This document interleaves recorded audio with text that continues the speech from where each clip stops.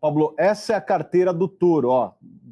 E é dourado, ó, que nem o touro de ouro aqui, né? Vários tons de dourado lá. Bom, a gente construiu aqui uma carteira com várias ações de perfis diferentes. Vocês podem ver, né? Setor elétrico, vou passar um a um, depois a gente passa com mais profundidade de cada um deles. Setor elétrico, setor financeiro, o agronegócio, ó, você do agro, que na carteira deles não foi representado, né? Só tinha renda urbana. Aqui é a carteira de todos os brasileiros, né? Do agronegócio ali, telecom, óleo e gás, tecnologia, aí o Alberto vai poder falar, né? Não só de todos os brasileiros, como também do estrangeiro, né? Está representado ali, papel e celulose, mineração, petroquímica e construção civil. Vamos começar pelo setor elétrico. O setor elétrico, ele tem várias empresas dentro dele, né? Mas basicamente tem empresas de transmissão, de geração de energia e de distribuição, e tem várias empresas no Brasil em, vamos dizer assim, etapas diferentes do seu desenvolvimento. Tem empresa que está investindo, que está numa fase de distribuição de dividendos menor, né? Então, empresa verde, empresa mais ou menos, empresa madura, é isso?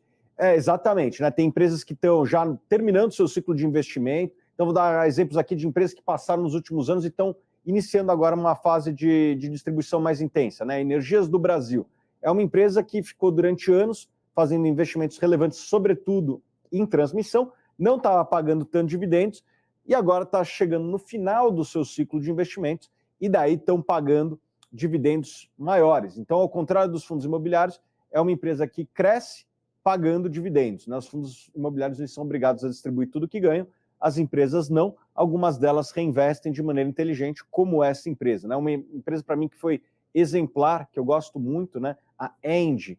Essa é uma empresa que conseguiu pagar quase 100% de dividendos ao longo da sua história, do seu lucro na forma de dividendos, mas também conseguiu crescer de maneira relevante, né? Porque ela conseguia fazer o chamado Project Finance, né? Tipo, conseguia fazer projetos de maneira financiada e assim não pedir muito capital do acionista. Então conseguia fazer o que alguns fundos imobiliários, acho que nenhum fundo imobiliário consegue, que é crescer distribuindo dividendos. Porque é um negócio de capital intensivo, né? O setor elétrico é, na sua maior parte, para não dizer na sua totalidade, um segmento de capital intensivo. Para crescer mais, é necessário investir mais. Mas também né? É bom pagador de dividendo. Também consegue pagar dividendo, depende do estágio de maturação da empresa. Tem várias empresas. Por exemplo, vai ter um leilão ano que vem muito relevante de transmissão. As empresas que saírem vitoriosas, né, ainda não sabemos quem vai ser vitorioso, provavelmente vão ter que dar uma reduzida na sua distribuição de dividendos para fazer este investimento. Para quem gosta de dividendos, né, então aqui as ações têm também o benefício que vários fundos imobiliários têm, né, que é atrair por conta do dividendo. Acho que o setor elétrico tem várias empresas que pagam dividendos ali, algumas até mais do que fundos imobiliários. E para saber no detalhe, compre a assinatura da Suno, estamos no Black Friday, divide 12 vezes sem juros, tá bom? Vai abrir as vendas da melhor oferta do ano já! Você não pode perder. Fica de olho aqui, continua, Tiago, antes da gente soltar super oferta. Complementar também o setor elétrico é muito interessante porque a gente tem previsibilidade, né? Por exemplo, os analistas da Suno, a gente olha os contratos de longo prazo de remuneração de uma elétrica, então você sabe comparar o preço que a empresa inteira está valendo e olhar quanto de caixa, quanto de dinheiro essa empresa vai gerar ao longo do tempo, né? Então você tem uma boa previsibilidade, né, dos fluxos de caixa, afinal, quando você está investindo, você está comprando futuro, apesar do passado ser um bom indicador. E olhando até internacionalmente, né, para investidores que querem globalizar investimento, a gente também tem exemplos de elétricas, né, que estão tendo sucesso na carteira, desde os Estados Unidos até mesmo na Argentina. Né? Ô, louco! A Argentina, que um monte de gente... Todo mundo fala, não dá para investir na Argentina. Mas o time Suno, por exemplo, eu gastei centenas de horas estudando elétrica na Argentina. Foi lá, né? Fui para a Argentina, é verdade. Indicamos e subiu, cara. Vê se eu consigo te convencer. Pensa que para você fazer sei lá, uma termoelétrica, você instalar 1 megawatt de capacidade de uma termoelétrica, custa mais ou menos $1 milhão. Tá? E você tem que comprar da GE, da Siemens, em dólar, em euro. Lá na Argentina, estava sendo negociado por $100 mil o megawatt, 1/10 do quanto custa para você comprar no mundo real. Tá? Uma empresa que estava gerando por ano 40% do valor de mercado dela. Pensa um apartamento... Listada? Listada. Comprou na bolsa. Sim, e com Uau. contratos de longo prazo atrelados ao dólar. Tá? Opa. Eu não sei se o professor conhece algum fundo imobiliário que paga 40%, que gera 40% ao ano. Eu nunca vi. Mas não, se você tem um cardápio global, você consegue, né? E também empresas nos Estados Unidos. Um case interessante foi a Vistra, que gerava uns 20% ao ano do valor de mercado dela em termos de caixa, crescendo e recomprando ações. Enfim, né? Dá para ver que o setor elétrico tem coisa boa. Financeiro, né? Financeiro também tem várias empresas que pagam dividendos, né? O Banco do Brasil, para quem comprou quando a gente recomendou, provavelmente recebeu mais dividendos do que qualquer um desses fundos imobiliários aí que vocês falaram. Né? Mas não tem somente o Banco do Brasil, tem várias outras empresas muito boas, B3, né? Acho que faz sentido nessa carteira. A BR Partners é outra empresa que é do Crescidendo, que cresce, O financeiro é 20%, pagando dividendo. É só para avisar o pessoal, o financeiro é 20%, tá 10% ali, mas é 20%, É 20%, tá, pessoal? por isso que a somatória está 90, mais é 100, viu? Beleza. Acho que o setor de carnes é bem representado, né? Celulose também. Se bem que a celulose a gente quebrou e botou ali, para alguns é agronegócio também. O que eu gosto do agronegócio brasileiro, né? Pô, as empresas de carne eu gosto um pouco, mas principalmente eu gosto das empresas relacionadas à cadeia da soja. Sim. Né? Sim. Empresas como Três Tentos, empresas como Boa Safra. Por quê? Né? O Brasil é para a soja o que a Arábia Saudita é para o petróleo. Né? O custo de produção nesse país ele é baixo e reduz a cada ano. Tanto da porteira para dentro, né? A gente consegue botar mais tecnologia, né? Para alimentar os tourinhos, Claro, né? Vai alimentar tourinho. Como da porta para fora. A logística no Brasil ela melhora um pouco, talvez não seja do jeito que a gente gostaria, mas pô, tá melhorando ano a ano a logística, né? O Tarcísio foi reeleito aqui em São Paulo, foi um cara que fez boas obras, aquela BR-163, ela é muito importante para o país. E agora vai melhorar mais. Vamos ver, assim, acho que tem muito espaço para melhorar, parte de ferrovias também, o que vai adicionar ainda mais competitividade para o agronegócio brasileiro, que está representado na nossa carteira. É isso aí, o agro brasileiro carregando o Brasil e o mundo nas costas. Fala. E um ponto atraente também é que a gente tem empresas de diferentes segmentos, de diferentes pontos na cadeia agro. Né? Você tem, por exemplo, a Três Tentos e a Boa Safra, que o Thiago citou, que são extremamente rentáveis, que não necessariamente estão vendendo a commodity, mas vendendo pesticida, defensivo, semente, né? E consegue ter uma rentabilidade. Já vende a semente germinando. É um negócio inacreditável a tecnologia dos caras. E a semente hoje em dia, como o Thiago falou, que já melhorou muito a tecnologia, né? Ela morre muito menos. Eles têm uma tecnologia que a semente hoje em dia ela vive muito mais e floresce muito mais do que antigamente. É incrível. Tem tecnologia, até que se a larvinha come, ela morre. É isso aí. Pega danada. Natural, come e morre. Então, não consegue matar a planta, né? Então vamos lá, qual é o outro setor? Então já passamos agronegócio, financeiro, elétrico, qual que é o que vem agora? Vamos lá. Bom, a gente botou a empresa de telefonia, né, Telecom, aqui acho que uma Vivo faz sentido, uma TIM, são empresas que já estão num estágio de maturação mais avançado, não são empresas que crescem tanto. Por outro lado, são empresas que pagam um dividendo interessante e para mim é o setor desses todos aí talvez o mais estável, né?